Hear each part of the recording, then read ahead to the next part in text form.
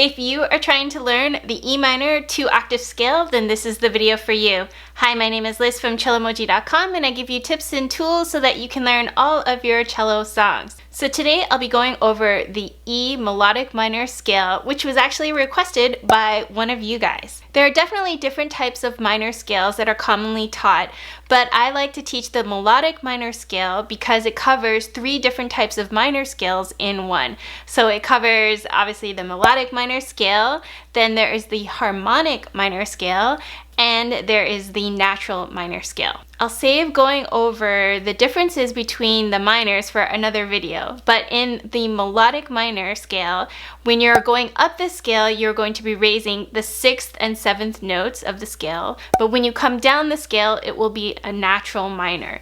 So this can sometimes be a little bit confusing for those of you who are learning the melodic minor scale, but if you just keep track of which notes are being raised and then which notes are turning back to its natural minor form coming down the scale, that's going to make learning the scale a lot easier. So in this case of E minor, when you are raising the 6th and 7th notes of the scale, it would make it a C sharp and a D sharp, as opposed to when you're coming down the scale, it'll turn back to a C natural and a D natural. Also remember that when it comes to minor scales, sometimes they talk about being the relative minor of a major scale. So all that means is that the 2 scales have the same key signature. So in this case, E minor actually has the same key signature as a G major scale. So that makes E minor the relative minor of G major. Or if you wanted to go in the reverse order, you can say G major is the relative major of E minor. Remember, fingering with scales can be different with every cello player that you encounter,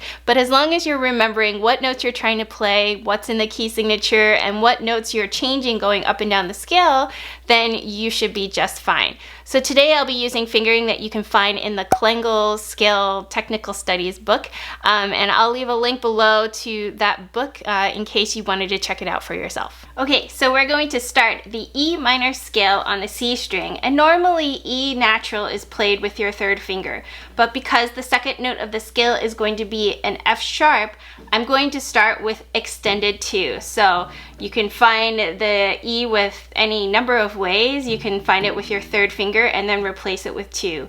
I just like to remind you that make sure your thumb is pushed up underneath so that you can easily reach the F sharp with your extended 4. So we're starting out with 2 on the E. And then I put my 4 down for the F sharp.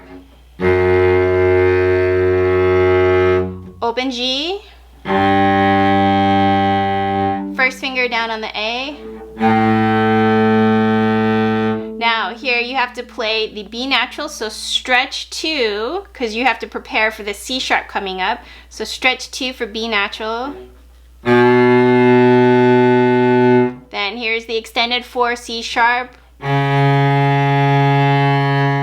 And then now I'm going to shift to half position, which is the D sharp up here. 2nd finger is on the E. So remember, I'm in half position. So normally E is with a 1, but I'm playing it with 2. Then 4 in the F sharp.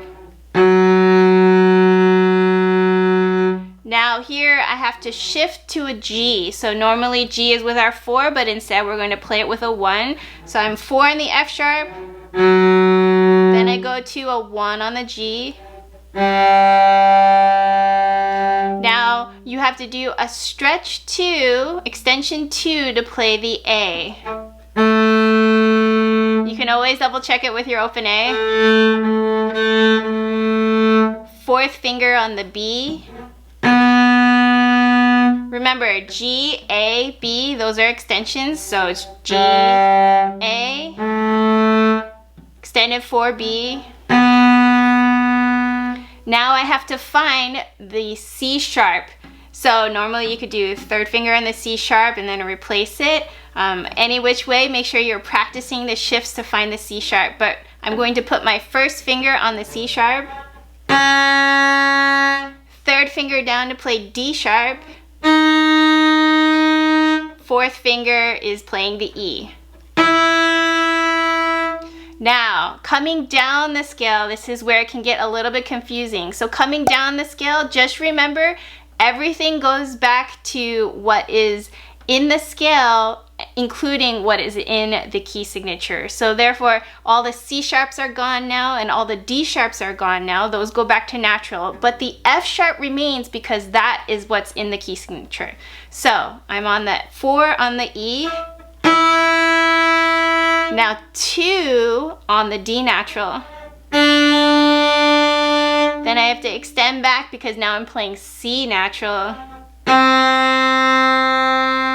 Now from here, I have to move my hand up the D string. So when I'm moving up, I'm going to be playing the notes G, A, and B. So you can think about how your first finger has to be in the G position, and then I'm in extension form. So here's a B natural, then second finger A, 1 on the G.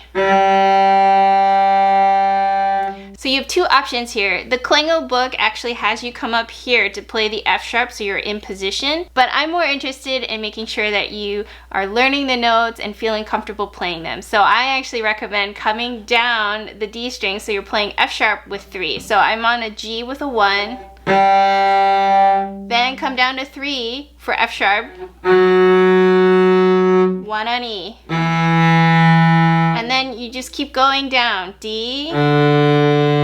Remember, it's D natural, that's why it's open. 4 on C natural. B natural. A. Open G. Now here you have to remember this stretch because it's F sharp, which is in the key signature. And then you end up on extended 2, which is E natural. I like ending the scale on an extension 2 because I really want to make it clear that I am in first position with my hand and just in extension form and not trying to shift into a different position. So there was the 2-octave E melodic minor scale. If you found this tutorial helpful, please give me a thumbs up and be sure to hit that subscribe button and the bell next to it so you won't miss out on any other Cellomoji videos. Check out some other helpful videos that are on your screen right now. But if there's some other tutorials you'd like to see, leave them in the comments below as well. Thanks again for watching, and I'll see you guys in the next video. Bye!